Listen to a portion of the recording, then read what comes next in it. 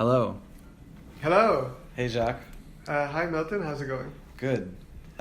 So this is our first attempt at making a podcast on the book, The Happiness Hypothesis. A little bit of backstory. I read this book about 2 years ago, and it really had a big impact on my life. So I recommended it to my friend Milton here. Yeah.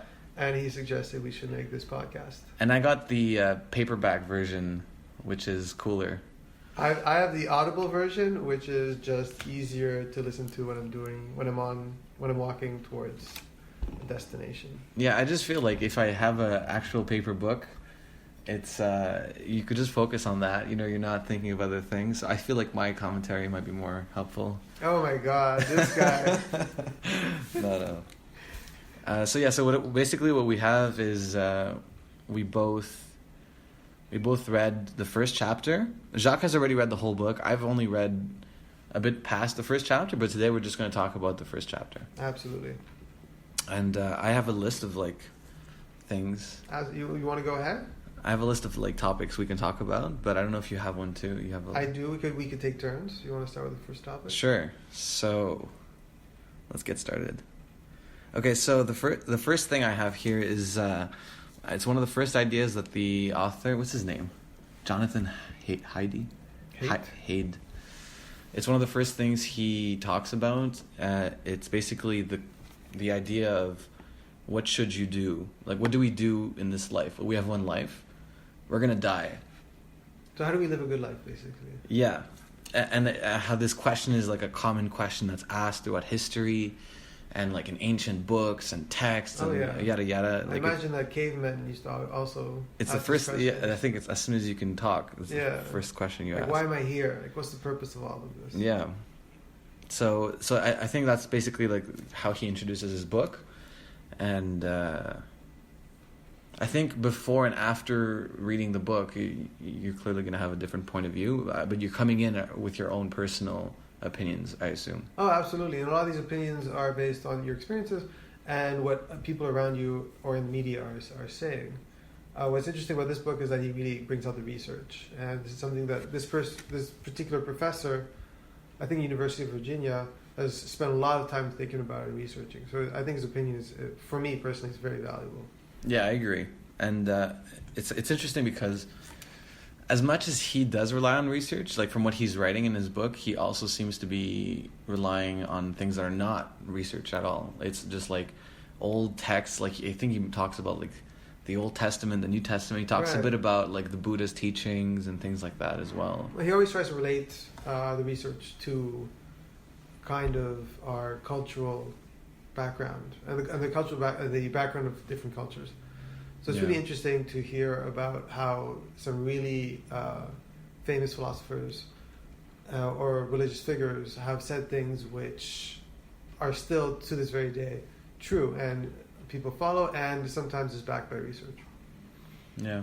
I also find it interesting that you can scientifically test these things. So I think maybe when we were kids 20 years ago or whatever, we had different impressions of what science was. In our opinion, okay, science is testing things in a lab and or engineering and stuff like that. But science and this is something that when I get into arguments with some of my friends sometimes, when I say, hey, we can prove that this actually can make you happier, and they're like, oh, you can't really prove things about that. That's more philosophy. That's not science. And so this also kind of touches on the theme of psychology has really improved in the last 30 years, and we can actually have some studies to base ourselves off of. Right. So we developed some metrics to measure happiness. Are these metrics comprehensive? Probably not. But they're a good starting point, and it's better to have some kind of metric, some kind of guiding light than personal opinion or anecdotes, which change from day to day. So do you want to bring up a point from your list? Absolutely. So one of the big topics in the first chapter is confabulation, and he gives the example of people with split brain syndrome.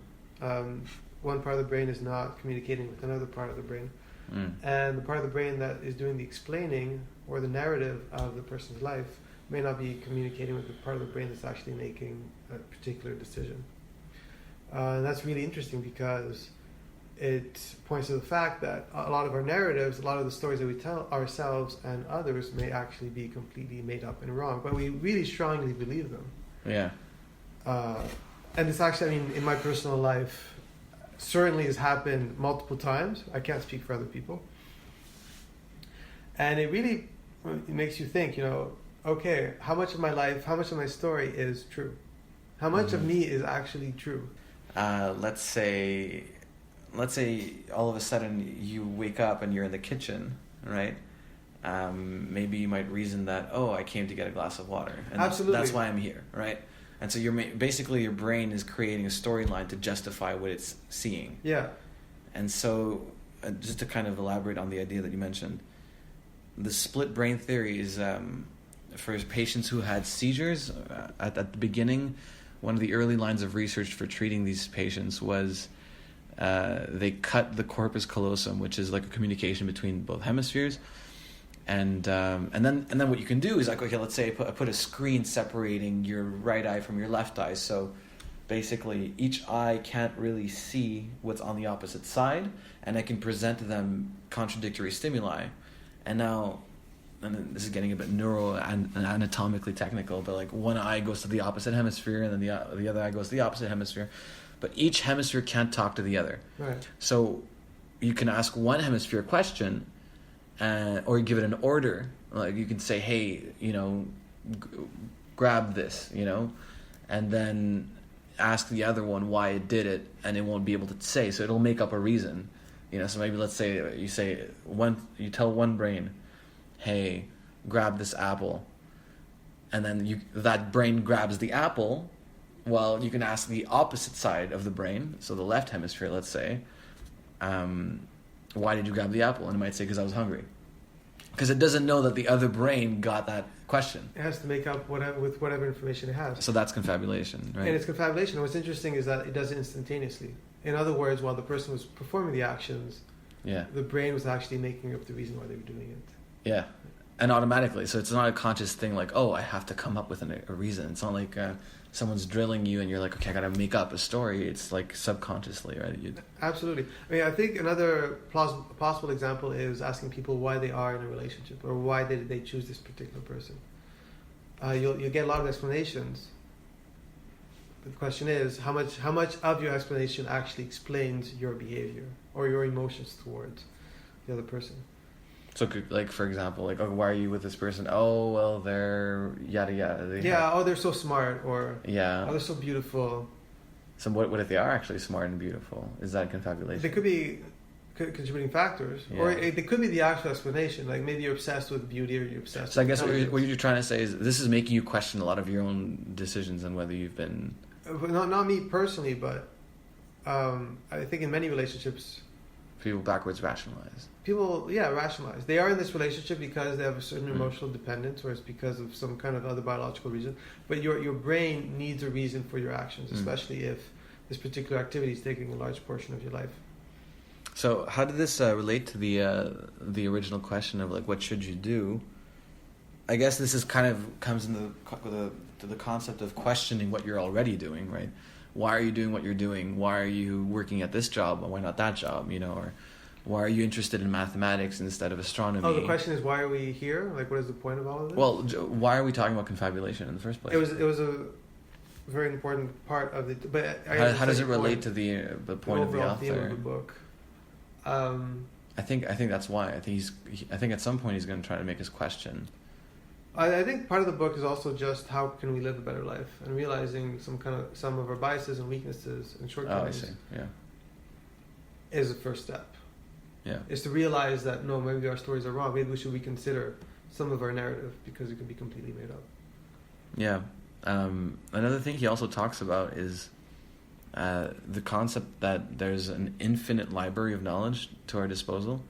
So if I go online right now, I will never have the time to read all of the information available to us. Absolutely. And this is a weird problem to have. It's kind of like Trouble in Paradise, where you have all of this wealth of knowledge and philosophy and psychology, yada yada. But I'll never have the time to go through all of it. Oh yeah. And even if I do go through much of it, I don't know if the portion of it I'm going through is the good portion of it, right? Yeah. So you're taking a shot in the dark. It's like doing a Google search, right? And you don't need to actually look at. I mean, the internet is a good example, or library is a good example. But even your own brain, there's just so much information, and a lot of it is super valuable. It could serve you super well, but you don't have a path to it. You don't have a trigger to it. And as a teacher, I see this all the time. I'll teach my students something, and then they'll be doing an exercise, and they'll ask me a question about it, and I give them the path they need to retrieve the information, and they go, "Oh, okay, yeah, I know that. I'm so stupid. I can't believe I didn't." Yeah, it's just a question of the right information in the right place at the right time. So having information is one thing, but being able to retrieve that information in a timely fashion when you need it. Yeah, it just seems like answering these kinds of questions, and like there's so much to navigate. Right, there's a lot of obstacles as well to answering questions like these to the best of our abilities. Yeah. Like, let's say tomorrow a new study came out and showed that actually what matters is this. Well, I might not read that study, right? And so I'm just functioning off what I've got, basically. Yeah. And we're all kind of walking around blindly, trying to feel our way through everything. Yeah. One of the examples, or one of the jokes that the authors brings is the drunk man looking for his keys. Yeah, there it is, yeah. And he's looking for it under a patch of light, and an officer goes up to him and says, "What are you doing?" And the drunk guy says, "I'm looking for my keys." And the officer says, "Where did you lose them?" And the drunk guy says, "In the alleyway, but the light is better over here." Right? This is basically what we do. Yeah. Right? We're working with what we have. Yeah. And some of the time this will be completely wrong or contradictory information. And so how do you feel about how some of this information that the book is like deducing conclusions from comes from really old texts? Right. Do you feel like, hey, because there's 2 point of views. Like, either you're like, okay, well, maybe these texts survive the test of time because they're so good, or maybe they tap into another reality of humanity that's not really biased by our current views, and it kind of gives us this other perspective. Or, hey, is it even valid to pay attention to these? We have all these studies we should be paying attention to instead. Well, the author brings out a lot of the old time stuff, like the Old Testament or Buddhism, but he also presents some recent research that contradicts what they say. Yeah. And one of the examples was in Buddhism, they teach you to relinquish all worldly possessions and to live in the moment. And you don't need really connections with other people. You just need yourself and your consciousness, and the whole point is to reach some kind of higher consciousness.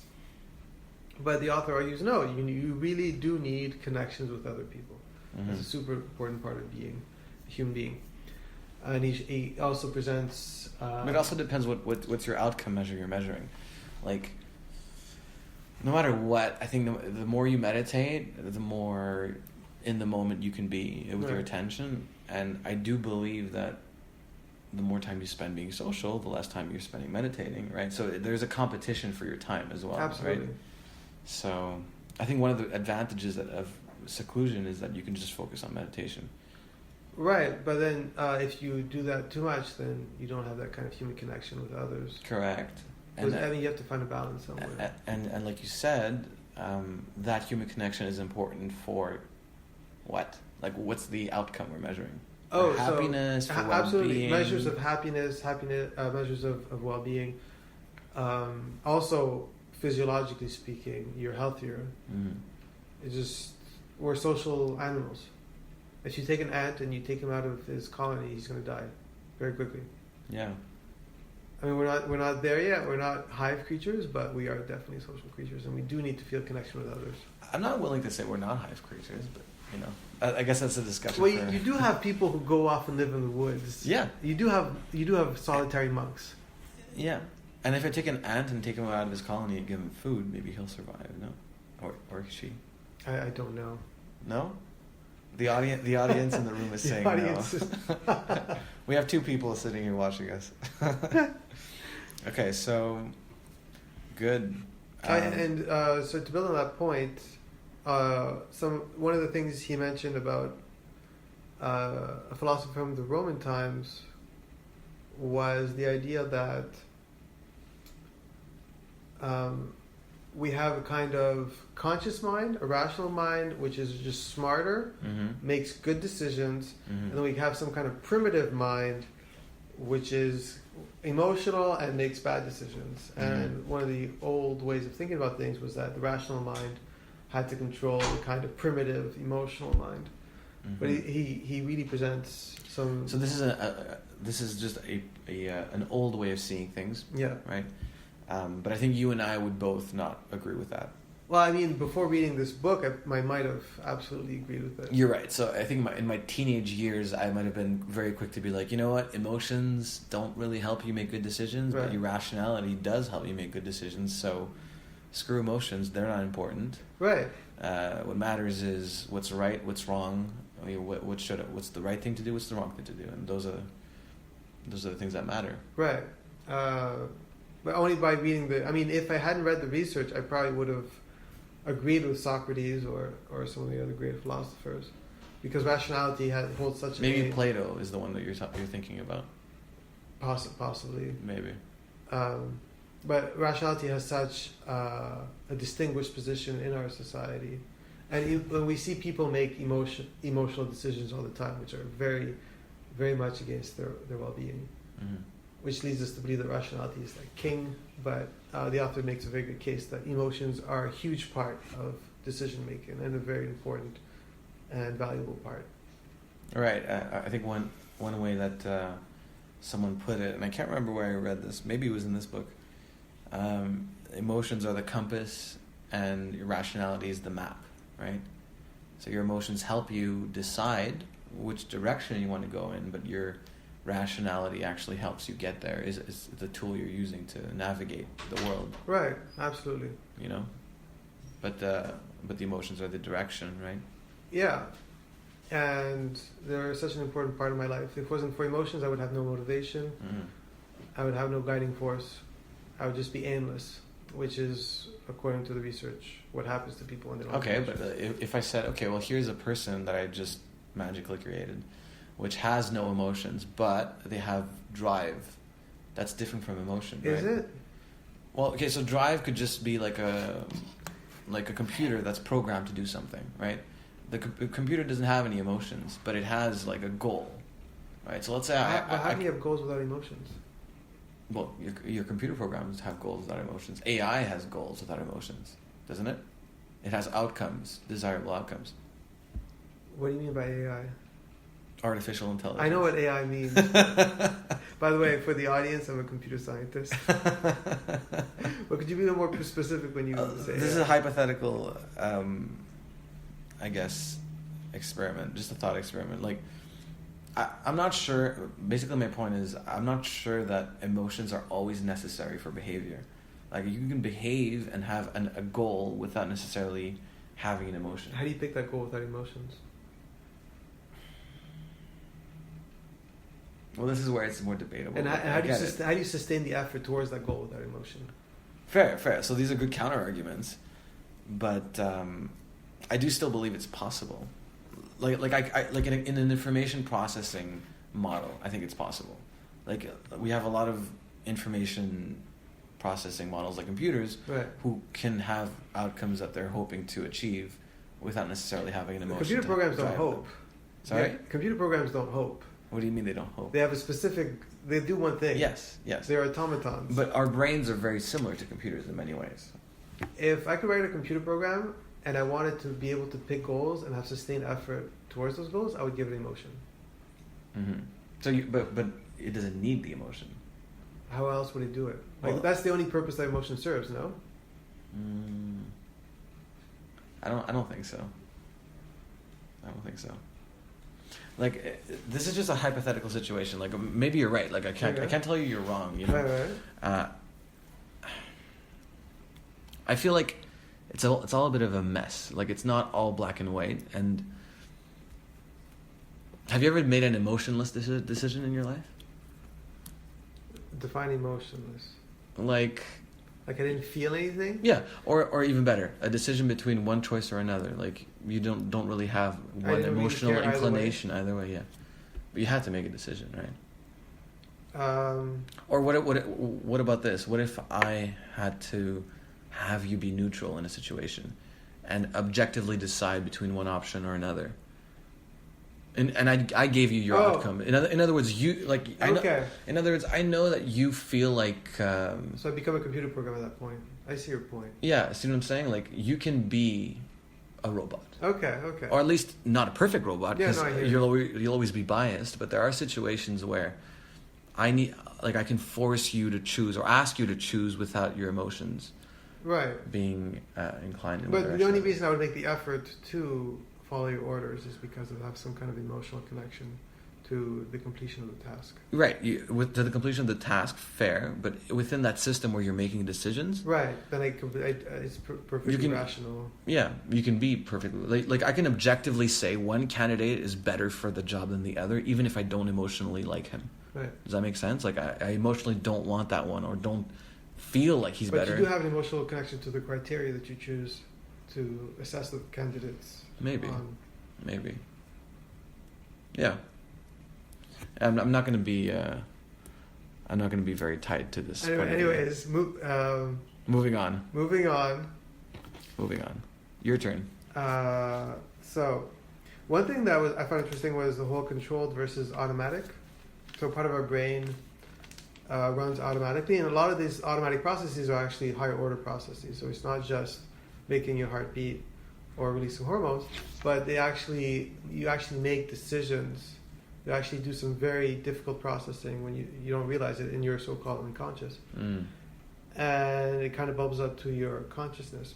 And one of the parallels I found interesting was with the body, right? So the body has the autonomic nervous system that controls bowel movement and all these other things that you cannot control, or dilation of your eyes that you cannot control. And then there's all these other bodily functions that you can't control, like flexing your muscles. Mm-hmm. So I found that parallel very interesting. Did this surprise you when you read it? What surprised that me? There are parts of your body that are controllable and others that are not? And it's something that I knew but did not think about. Yeah, exactly. So same with me. So, and like we learn about it in class. Like I'm a medical student, and so we learn about different body parts. And yeah, like objectively, I know, or on a factual level, I know that the parts of the body that are not under voluntary control and others that are. But it's interesting to see them as their own entities, right? Right. So at some point, and it's going to be a bit crude, but at some point in the book, the author talks about the penis and how sometimes men can get erections in situations that they don't want to get erections in, you know, like in public or whatever, and vice versa. Sometimes they want to have an erection and they won't have the erection. And it's kind of like the penis has a mind of its own, where there's some situations where it will and won't respond in a certain way. And we really want it sometimes to respond in a different way than which it's responding. Correct. Yeah, and so it's not under voluntary control. Right. So I think. Right. So 90% of it is not under our voluntary control. Yeah. Again, back to this whole 90-10 thing. It's never black and white. Again, there's always influence, right? There's always influence, but some things are 100% not under our control, like bowel movements. Well, those are kind of under our control. Okay. So the processing of food in our intestine. Yeah. Or our heart beating. Yeah. Even though with our heartbeat, I mean, we can imagine a bad situation. Again, we always have influence, but never perfect control. Right? Exactly. And so there's a lot of spillover from one to the other, right? I found that really interesting in the book, the way that he put it. And I think that the way the author wants us to see it is, it's kind of like inside of our body, there are several minds operating. Yeah. That are playing against and together, you know? They each have their own motivations. You know, there's your gut has its own motivations.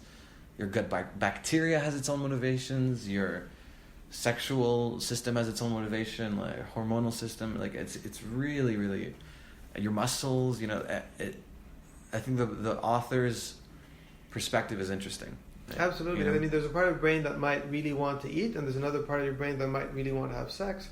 And given the choice between these two activities, there's going to be a conflict, right? And in the end, you're going to make a decision, and then that decision will seem like it is you, right? Yeah. That you are the person who made the decision. Yeah, it's actually the result of a competition. And that's the funniest part. At the end of the day, it's like, yes, this whole internal battle is going down, and at the end of the day, you still feel like a cohesive whole at the end of the day, right? and you still feel like a one person making one decision, and then, obviously that's the best decision right now. Yeah, and here are the reasons why I did it. Yeah. You know? Yeah. Even though the reason it happened is because neurons just had to fight. Yeah. Really interesting. I had a friend who we kind of talked about this once, and his question was why? Like, why are we so cohesive? Why do we backwards rationalize so much and try to have a streamlined storyline for ourselves? Why can't it just be, I'm not sure why I did this, which is more honest in a way. I say it all the time. Right. I'm someone who, if you ask me a question, I'm like, I don't know.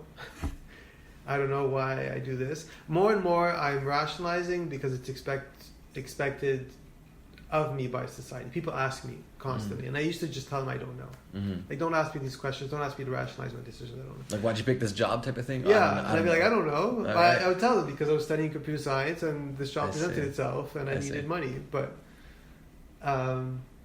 some people I've met are really good at making stories, and they're very, very fun to talk to, and it's very enjoyable to be around, and they're very successful people. As opposed to you, who's not fun to talk to, because you can't. All your answers, I don't know. I don't know. Don't ask me to explain my life. I'm not accountable to you. So another thing that he talks about in the book is the field of positive psychology, and I'm sure you have opinions on that. Oh yeah. So I think he kind of I'm not gonna say misrepresents positive. I mean, he's an expert in positive psychology, but there's a lot of misinformation about positive psychology, and really, positive psychology is simply the field of just making your life better. It's not psychology is all psychology. The field of psychology, historically speaking, has been more about solving people's pathologies or helping people with certain. So I agree. Clinical psychology, I think that's it. I agree with you. It's about fixing people's problems. Like, hey, how do we fix this person's depression or anxiety or schizophrenia or whatever? But then self-help, I think, is making your life better. Right. And I think positive psychology is the study of what makes people happy. Exactly. / successful. Sometimes.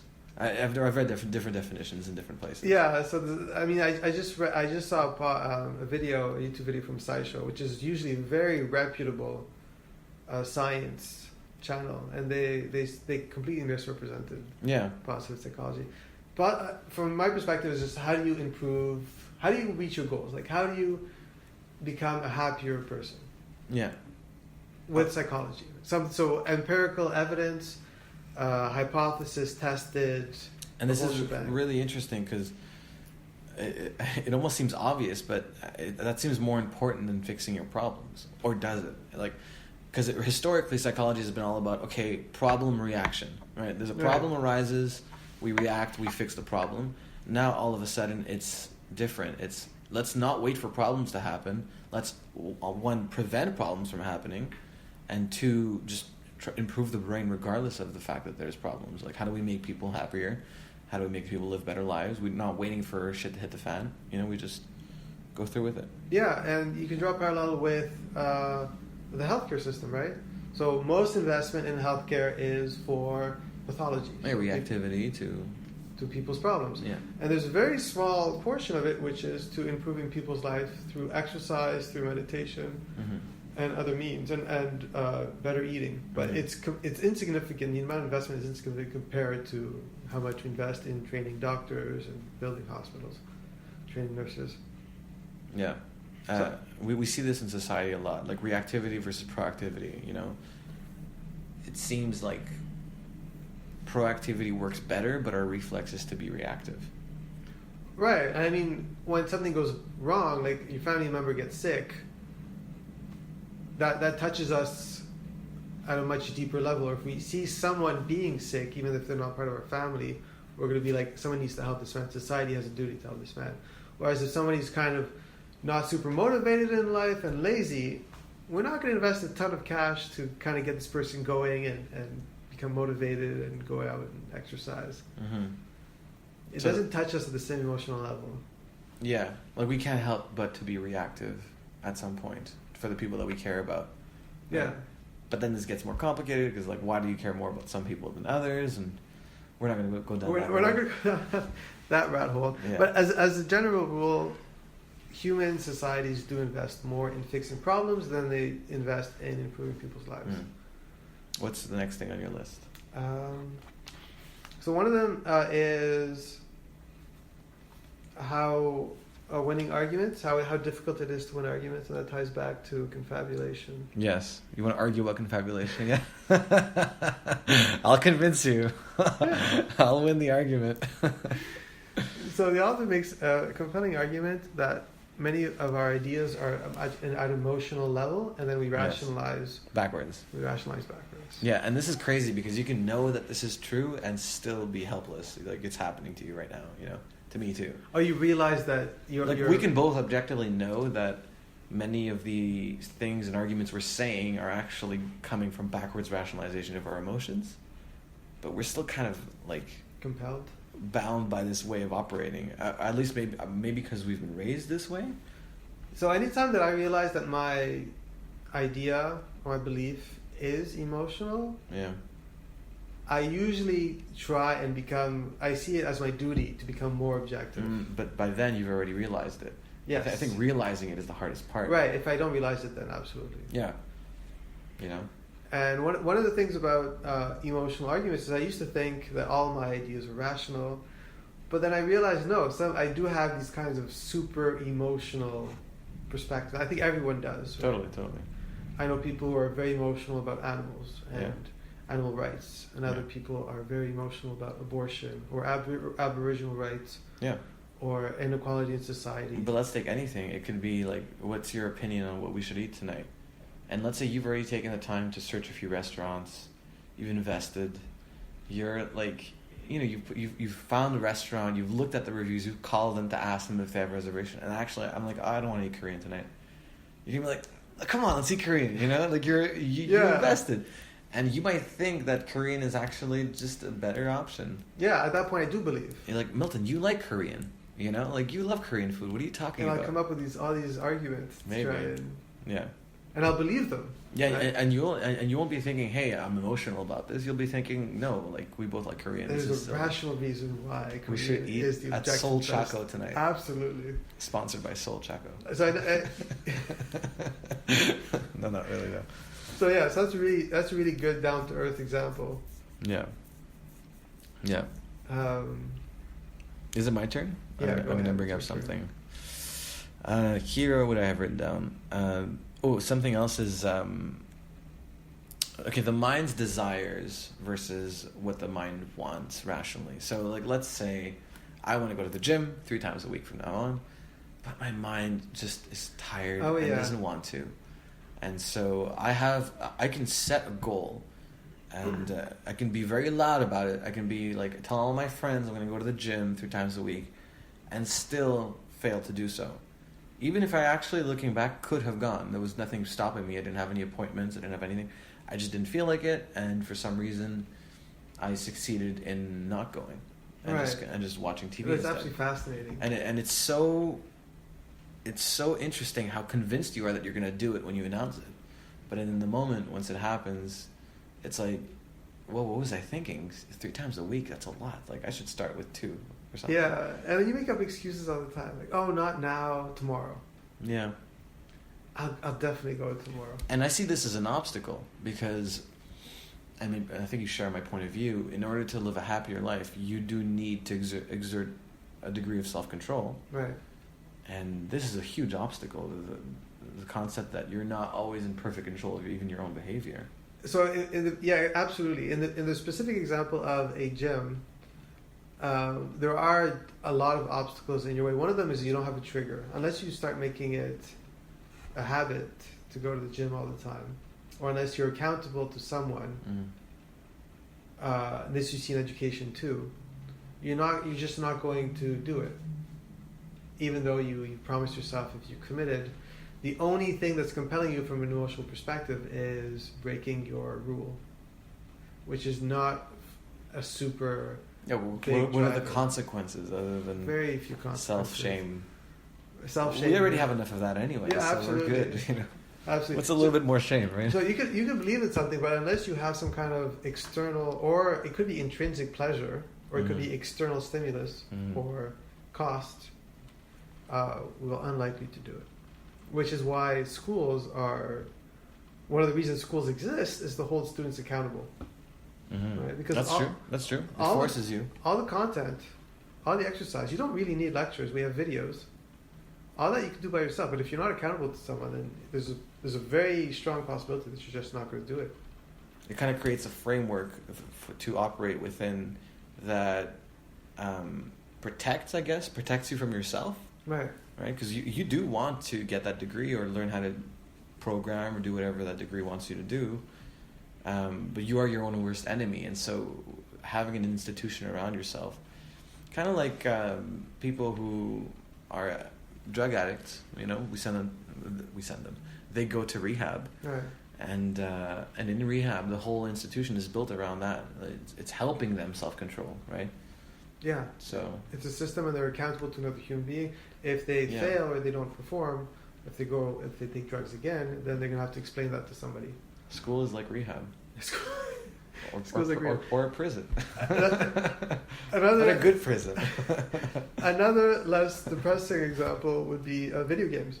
Yes. So I often play this game called League of Legends. Oh, I never heard of it. And this guy called Milton is one who got me addicted. Oh no. And oftentimes I will play, and I'll play 3 or 4 games, and I've just wasted 2 hours of my life. And I didn't even have fun because the games were pretty awful. Yeah. And I tell myself, you know just got what? destroyed. You just lost. I just lost. I got destroyed. And I tell myself, you know what? I'm going to stop playing for a week. And then the next day, like clockwork, I'm on again. Oh my god. I am addicted to League of Legends, right? And your brain needs that kind of dopamine. It seeks out that dopamine. I should never have shown you that game. It's the worst. I feel so bad all the time. Whenever you talk about it. Anyway. Okay. Oh, here's something else that I found really interesting. In the book, he talks about good emotions versus bad emotions. Oh, negativity bias? Or just more like emotions? you have drives. You have emotional drives. Let's put rationality on the side for 1 second. Just looking at emotions, you have some emotions that lead you to do some really good things. Like I am feeling really generous today, and I want to go volunteer. I'm feeling charitable. I'm feeling loving. Right? We have good drives inside of us too. Not all emotions are bad. Right. And we have bad emotions, like I want to punch this person in the face right now. Right. Okay. But these bad emotions are there to solve a problem, which is this person in front of you giving you a hard time. Also interesting, but what about I don't feel like going to the gym right now? What problem is that solving? Well, that could be right. So some emotions are beneficial. Let's not see them as good or bad. Beneficial and harmful to us. What about some emotions help you reach your goals, others not? Yeah, but what if it doesn't help you reach your goal, and it's just it's a good thing. Like volunteering might not help you reach my goals. But volunteering has been shown to increase your happiness. Fair, but let's say it didn't. Let's say it just made someone else happy and not me. Okay. Oh, you just did it. Okay. It's still an emotion that leads to good things happening in the world. So define good and bad, because this is okay. Well, look, it alleviates suffering in others. That's one definition, right? Okay, so good is alleviating or improving society. Sure. Yeah. And bad is anything that's detrimental to society or us inclusively, right? Okay, so it causes us harm in the future. Yeah. Okay. My point is that there's some emotions that are not as beneficial, and some emotions are definitely harmful. So some emotions are definitely harmful, like my desire to, for example, hurt myself or kill myself, or drink, or hypothetical take desires. drugs. Hypothetical. Yes. And some desires are definitely beneficial, like the desire to better my life, go out with my friends, give my mom flowers on Mother's Day. Yeah. Okay. And so this is also interesting because we were talking earlier about, emotions are bad, rationality is good. Right. And this kind of flies in the face of that. Sorry, I live across the street from a fire station. So this kind of flies in the face of that, which is, actually, right back at you, some emotions are actually good and help us live better lives. Absolutely. And some emotions are bad. So even in the emotions, it's not always clear. You know, it's not always like some emotion. It's not always that all emotions are bad. It's usually that some of them are, some of them aren't. Some of them are unclear whether it's good or bad. Like maybe punching someone in the face is good. Right, depending on the situation. Yeah. So I just found that interesting. It's something that he talks about at the beginning. Do you want to do one of yours? Absolutely. He talks about priming. So what's priming? A priming is when you give someone any kind of stimulus that changes their behavior. So one example that the author presents is if you present words to a person that relate to politeness, then the person becomes more polite. Mm-hmm. Other examples, not in this book, but in other books, have shown that if you talk to people about money, people become more selfish. Mm-hmm. If you talk, in this particular book, he also talks about if you present subjects with topics relating to the elderly, people start walking more slowly. Mm-hmm. So this is a nice example of something we don't realize. It affects our behavior. And if you ask someone, why are you walking so slowly? They might go, oh, I'm feeling pensive. Mm-hmm. Or I'm just tired today. I'm just tired. Or if someone makes a selfish decision. My back hurts. My back hurts. I'm getting old. Or if you show someone, if you talk about money and they act selfishly, you could ask, why are you so selfish? Right. And they'll just make up something or they'll deny it. So it's really interesting how you can change people's behavior without them realizing it, and mm-hmm. that their narrative will follow their behavior. Mm-hmm. And to add to that point, I mean, this kind of touches on the topic of influence in general, and not necessarily in a intentional way. Like, for example, I can intentionally influence you. I can tell you, hey, here's Mary. She's not that nice, but be polite, you know. Okay. And all of a sudden, I just primed you on how you're going to interact with Mary. Regardless of how Mary actually is, I could have just made that up about Mary. You know, maybe Mary's actually really nice, but I've influenced you right there. Right. Or another way in the same vein is if you tell someone that somebody else likes them, they will automatically like that person a little more. Oh yeah, really? Yeah. Not like. Just exactly. Like. One like, not two. Okay. Exactly. Yeah. They like them more, right? There's more probability that something will happen. But yeah, so that's conscious influence. That's me like, okay, I'm actually trying to get someone to feel a certain way about something. And then there's just unconscious influence, like advertisements, which is kind of conscious because companies are purposefully priming us to buy their products or think a certain way. But then there's also accidental priming, like maybe someone just honked at you. You were driving, so you just got honked at. And then you answer a phone call from your mom and you're irritable, right? Right. And so this is just pure coincidence, but out of pure chaos of the world around you being a certain way, you've been unpleasant with your mother or whatever. Yeah. So, priming and honking. Where are you going with this? I'm not 100% sure that honking is a form of priming. Oh, you don't think so? Okay. No, I think that is a conscious stimulus, and you have an aggressive reaction towards the stimulus. Okay, so let me word it differently. You drive by a poster of two people killing each other. Yeah. Okay, and then that makes you more aggressive, and then your mom calls you. Okay, absolutely. In that case, complete coincidence. Like if violent posters actually made you more aggressive, that'd be a very good example. Yeah. Yes. Yeah. Assuming. But my point is, we're constantly bombarded by all these influences that we don't choose. Yeah. We just live in this specific city that we are in right now, and it's made a certain way, and our path to work has these certain stimuli that we're going to be bombarded with, and we don't choose those stimuli every day. They just are what they are. Absolutely. You know? And you don't choose that, but you have this roll of the dice of how is your day going to go, what influences are you going to get from your environment that you don't choose, and that is very much going to influence your behavior, not perfectly, but to a degree, like we've learned, right? Yeah. One example is I read The Portrait of Dorian Gray by Oscar Wilde, and that book made me want to do crazy things because the book is all about someone who does crazy things all the time. Like what? I forget. I even forgot the content of the book. All I remember is that emotion. I think your brain is creating a defense mechanism to protect from whatever you read in that book. Yeah, I just blacked out. Yeah. Don't let Jacques do this, man. Just lock this up in a safe. Or the example that if there's a plane crash and this plane crash is advertised in the media, there's a high probability of there being subsequent plane crashes shortly after, because people will read about these plane crashes and be inspired to take their own lives. But if you ask these people, why did you take your own life, they're not going to say because I read about it in the newspapers. Right, exactly. And this is such a weird place to be when you know about this on a meta level, because now you're like, okay, well, I should be attentive to what decorations I have in my apartment. What kind of posters do I have? Yeah, those motivational posters, maybe they're effective. Probably, Absolutely. I hope so. So if you want to change your behavior, one of the ways to do it is change your stimulus. Yeah, change your environment. Change your environment. Put some kind of messages that are associated with the kind of behaviors you have. Buy some plants. Maybe they'll motivate you to grow and whatever plants do. I don't know. Yeah. Drink water.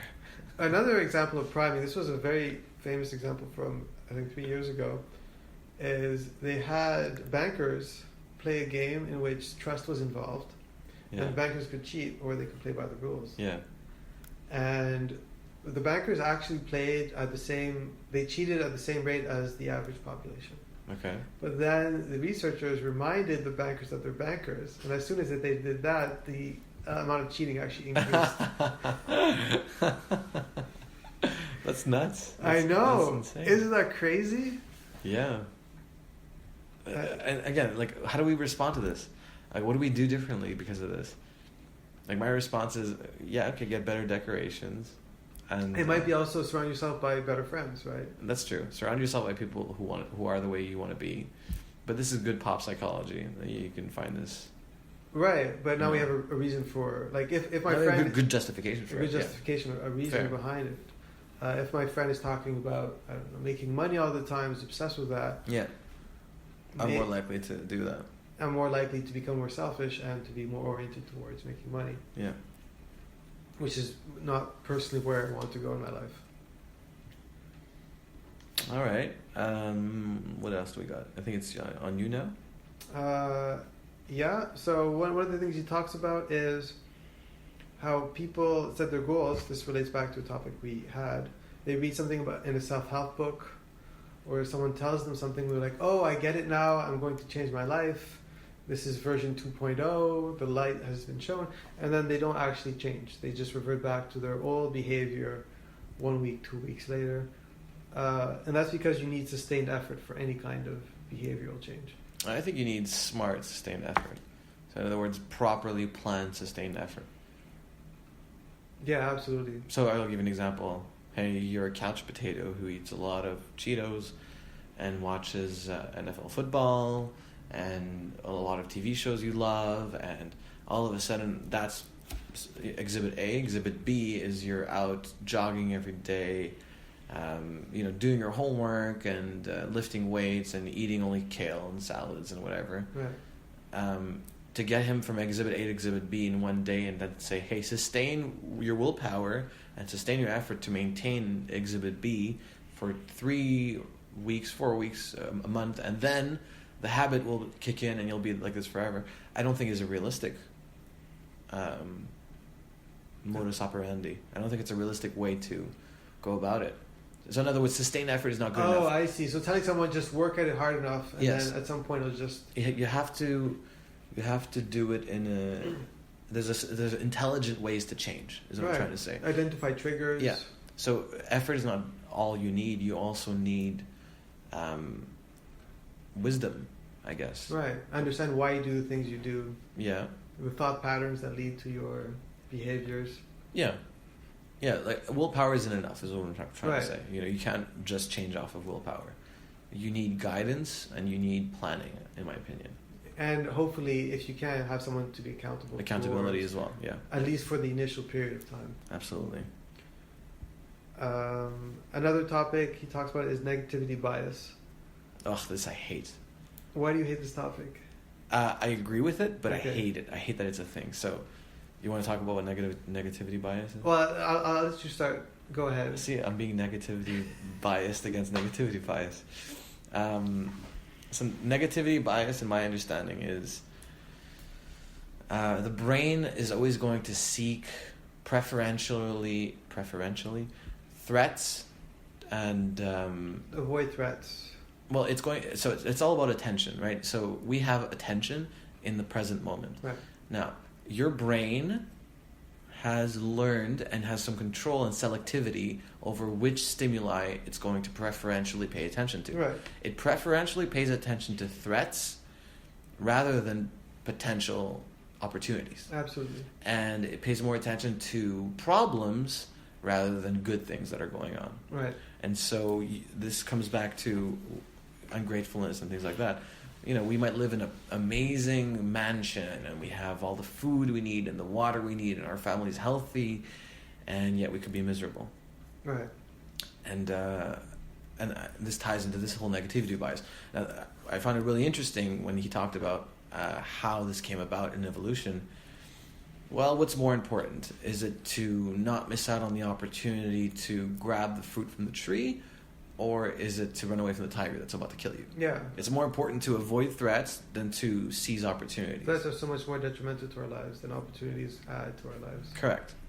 Opportunities are important, which is why we still notice good things and good chances we have to better our lives.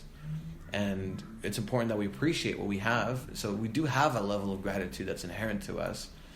But most of it is just, hey, what's wrong? What problems can we fix? What threats do I have? What's going to kill me tomorrow? What's going to kill me in a week? What's going to kill me in a month? What's going to kill me in a year? Or we fixate, basically. Yeah, exactly. It's where our brains are genetically wired to pay attention to. Our thoughts just turn around these problems without appreciating what we have and the good life that we're living. Yeah, and the thing is, this whole good life is new. Right. So we didn't have good lives. Evolutionary speaking, yeah. How many thousands of years ago? Before agriculture, like 100,000 years ago. Even after agriculture, I mean, just the concept of like not having to worry about food. Yeah. Agriculture didn't solve all hunger issues, you know. And anyways, so like evolutionarily speaking, it's really new to have all these resources in our lives. Right. Really new. Our brains are just not wired for that. Our brains are wired for where's the tiger. And it's not just our human brains, it's our ancestors. The primates evolved this way, right. Mammals evolved this way, reptiles evolved this way, fish evolved this way. So we have a huge evolutionary history of being threat detective and not, hey, this is so good detective, right? Right. And we're not going to change tomorrow because of all this evolutionary pressure over such a sustained period. Yeah, but here's the kink in the armor of this opinion.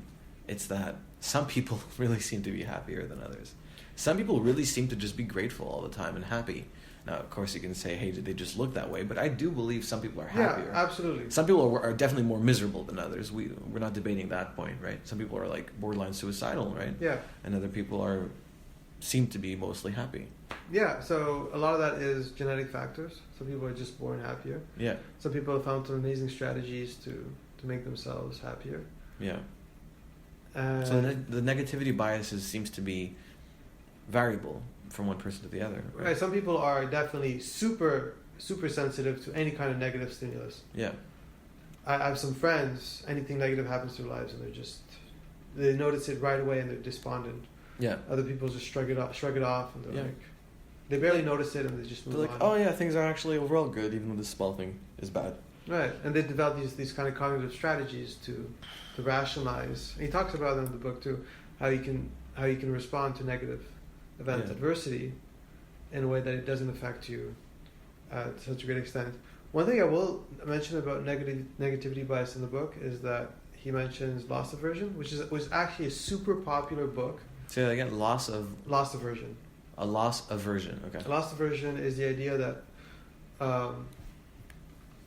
if we're given the choice between losing and gaining, we always choose between not losing or gaining. Not losing or gaining, we always choose not losing. Yeah. Like the risk of losing versus gaining type of thing. Yeah. And one of the arguments, or something that's very popular in pop psychology today, is the idea that this can be detrimental to our lives, that we do too much of it.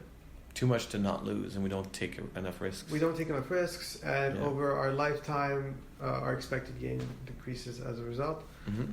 But some recent research has really cast a lot of doubt on this idea, and there's still a lot of debate. The initial research showed very clearly that we have an irrational loss aversion, but the more recent research really cast doubt on that, and it seems to be that our loss aversion is not irrational, it's very rational.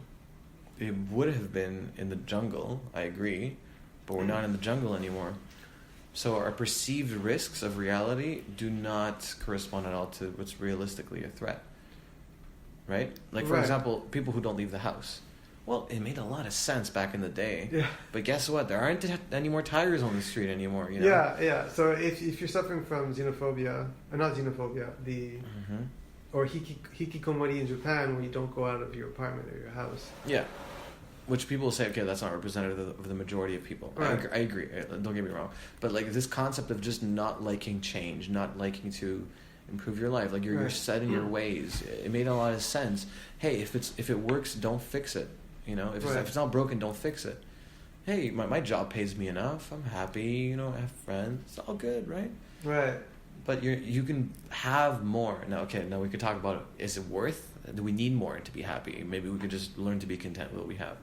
Yeah, okay, we're getting into circular arguments here. And it's muddy waters. Yeah, absolutely. I have students, I'm a teacher, and a lot of students completely change their lives by switching careers, switching sectors of activity. And this is a huge risk for them, it's a huge jump. And none of my students have ever regretted it. But it shows you how taking a risk can be so scary, but at the same time so beneficial. Yeah. As long as it's an informed risk. Right? A lot of people take risks and then lose a lot of money or time or both. It's such a weird thing because what's really risky is accumulating a lot of credit card debt, right? But that's not a difficult thing to do for us. Right? But the things that are not risky, those are difficult for us to do. We live in such an opposite world now, right? Yeah. I mean, money's a good example of something that we spend without thinking. Yeah. A lot of people get in debt. Canada right now has some of the highest debt per GDP. As one of the highest, I think the highest. More than the States? Oh yeah. Oh yeah. Our private debt is crazy. People just spend without thinking about the consequence. Because from a physical action perspective, you just swipe your credit card, right? Yeah, it's true. Just so easy. And this whole tap thing, anyway. The whole tap thing. And the consequences come far in the future. If at all. We'll not get into economics, though. It's not our field, that's for sure. Okay. Something else he talks about in the book, delayed gratification. So the concept of, hey, you know, I'm going to sacrifice and, you know, not eat this goat today so that he can make babies for me tomorrow, right? Yeah, so delayed gratification, he puts a lot of emphasis in the book, but recent research has cast doubt. Yeah, so a little bit of background for the audience. There was a famous study that showed that people who delayed gratification had more successful lives. Yeah, the marshmallow test. The marshmallow test. So they presented children with an option. They can either eat one marshmallow now or 2 marshmallows later. Yeah. And the ones who chose 2 marshmallows later had more successful lives later on. Right, but it turns out that was mostly explained by socioeconomic status, which is kids that come from poor families don't get marshmallows very often. Right. So they're going to eat the marshmallow right away. Yeah. Well, that also correlates with their later success in life. Absolutely. Whether they're from a poor family or not. So I agree that study is probably not that good, but the delayed gratification is important. Well, so the question is delayed gratification in itself something that you can cultivate that will improve your life? What do you think? I think so. 100%. I'm unsure. So, I mean, is delayed gratification the independent variable is the question I'm asking myself. Oh, is that the key to living a better life? Right. Or is it something that will give you delayed gratification? I think a lack of delayed gratification is the key to your demise, 100%. So being too impulsive, absolutely, right? Yeah. But you can't just tell someone be less impulsive. Like if they're impulsive, there might be either thought patterns or triggers that are... But working on it unequivocally would improve your life. Working on the fundamental factors that are affecting your impulsiveness. Yeah, well, we can debate about that, but I agree. I think as long as you're improving your ability to delay gratification, you're going to improve your life. Right. Now the question is that enough? And do we do it directly on that, or we work on other factors? But that in and of itself is beneficial, I think. But according to the study I think it was, I forget the author, but the study that showed that delayed gratification, the benefits of delayed gratification were tied to socioeconomic factors. According to that study, the best way to improve your impulsiveness is to better your socioeconomic standing. Oh, really? Oh, according to so if we take that study, what do you mean? So that study showed that. You mean according delayed gratification in itself had no effect on outcomes. It was the socioeconomic factors behind the gratification that affected the outcomes. Yeah, so we got to be careful because these are individual studies rather than meta-analyses that look at a grouping of studies, right? I believe that one might have been a meta study. A meta study? Yeah, it looked at the data of other studies. But look at your own life, Jacques. Like, maybe I'm emotionally attached to this, and maybe I am backwards rationalizing. Okay. But just look at this from your own life perspective. Like, it would be preposterous to say that if you had no delayed gratification or no ability to delay gratification, that you would be living an equally... No, absolutely. If we kept your socioeconomic standing the same, but your ability to delay gratification was different between scenario A and scenario B, the one where you had worse delaying in gratification, worse ability to do that, would be a worse life in the long term. You'd eat chips right away. If for some reason the part of my brain that affects impulsivity was affected, and I became more impulsive and I was unable to delay my gratification, absolutely, my life would definitely not be pleasant. So, study or not, we know it's important. We know it's important. The question is, can you change it? Or is it determined by genetic and socioeconomic factors? So were you ever more impulsive and then become less impulsive? As I aged, I became less impulsive, but I think that's true for everybody. Well, were you trying to be less impulsive? No, not particularly. Like for example, let's say you walk into your room every day and you take your clothes off to go to sleep or whatever, and you throw them on the ground. Right? Impulsive, the immediate gratification. I get the clothes off, and I could go into bed and sleep. I'm tired, right? But let's say, okay, I don't want to do this anymore. I want to start hanging my clothes first, then I go to sleep. The only reason I do it now, I don't do that particular behavior, but I know exactly what you're talking about. The only reason I do those kinds of behaviors now is because I think about the consequences in the future. So it's more about behavioralism and me avoiding negative outcomes than it is about me wanting to delay gratification. The flip side is that you are still delaying that gratification of being in bed, right? Absolutely. And so maybe there's another way you're doing it because you're tapping into behavioralism. I agree with you, but the outcome is still there. It's that gratification that pulls you into that bed has been delayed, and you have become better at doing that. Yes. By getting better at something else. But you have gotten better at doing it. Yeah. And so I think it's workable. Like, you can get better at delaying gratification. Maybe through other mechanisms, but you can get better. No? So, if you're talking about the kind of delayed gratification that can improve your life, an example would be spending 6 months studying something so that you can achieve a certain level of competency. Yeah. Either to improve your income or to have a feeling of mastery. Instead of just partying all the time. I am unsure whether willpower, which is the topic we talked about before, will let you, how far it can actually go. So I'm not arguing for willpower. I'm just arguing, and I'm not saying willpower is the way we'll improve. I'm just saying it's improvable. Now, it might be... just having that kind of target? It can be worked on. I'm not saying it's willpower. You might have other ways of doing it. But... all I'm trying to say is this is a modifiable thing about you. If you're impulsive, you can become less impulsive. But is the path to it saying I want to be less impulsive, or is the path to it saying I have these triggers that I need to work on? Maybe one, maybe both. I mean, in the end, yes. Delaying gratification and working hard towards longer term goals will improve your life. We're 100% on the same page. Okay, and it can be worked on. It can be worked on, absolutely. Good. Props on that.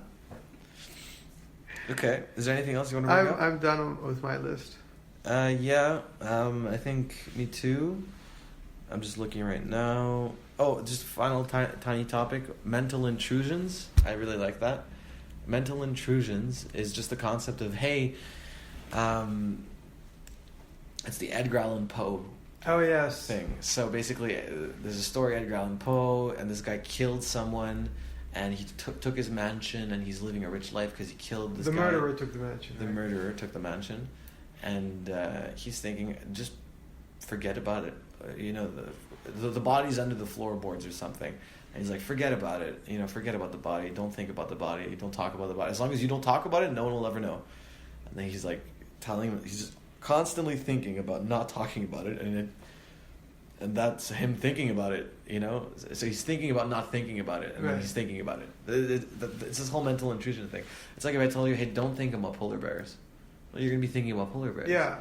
Because you're thinking about not thinking about polar bears, and thinking of polar bears is included in not thinking about polar bears. Right. And so, we're powerless to some degree to prevent certain things from popping into our heads. So let's say I'm like, okay, well, I feel bad about myself whenever I'm in a public place. Well, let's say I tell myself, don't feel bad about yourself in a public place. Right. Then I'm thinking about feeling bad about myself in a public place. Yeah. Oh, you see this all the time. It's such a powerful effect when you tell yourself not to do something. And I think the way out of it is to just find a way to distract yourself. I hate that, but I think you're right. But I hate that. Why do you hate it? Because it just feels like a cheap trick. Why? Well, because it's you're not targeting the problem. Yeah, exactly. And also, it feels like, oh hey, like the the ostrich in the sand. Yeah. Ostrich. It's not happening. Yeah, exactly. Stick your head in the sand. Don't think about it. Yeah, imagine that you want to lose weight and you see this beautiful cupcake. Yeah. And you're like, oh my God, I want to eat it. Don't think about eating it. Don't think about eating it. If you tell yourself that, you're going to be like, I want to eat that. That won't work, but if you put on a TV show... If you're like, oh, you know what, I'm going to go take a walk. Or I'm going to... Distraction, it works. It works. And this is what I hate. It's like, yeah, as much as you want to be all cool and be like, hey, I don't want to stick my head in the sand, sometimes it just works to stick your head in the sand. And it flies in the face of some pop psychology, as you said. Avoiding a problem is sometimes the best strategy. I hate that, but I agree. But I hate it. And people talk about, tell us about your feelings. Tell us about the problem. Talk about things. Talking about things is the best way to solve issues. Sometimes it really, really isn't. Sometimes avoidance. Oh my God! And sometimes it is though. Sometimes it is. So that's so weird. It's so. Sometimes you need to get something off your chest. Yeah, and how do you know what? Sometimes you need to forget about something. Yeah, sometimes distraction is best. Sometimes it's talking about it. Questions from the audience? Shall we? Participation from the audience. Is there any questions? Anything you guys want to talk about? Not while you're recording. That looks like a no. All right. Well. Do you have any final thoughts? I do not. Okay. Well, thank you. Well, thank you very much. I had a good time. This great podcast. We did our best. First time. All right. First time. Peace.